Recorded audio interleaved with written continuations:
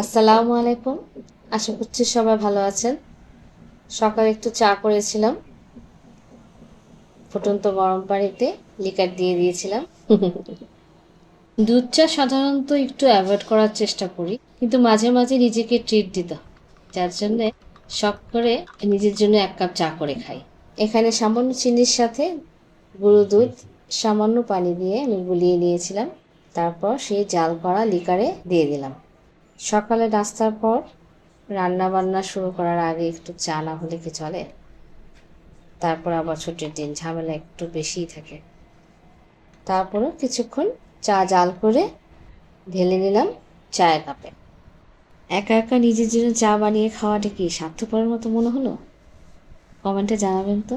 নাকি এইটুক ভালোবাসা তো নিজেকে যাই, তাই না? সবাই ভালো থাকবেন। আল্লাহ হাফিজ।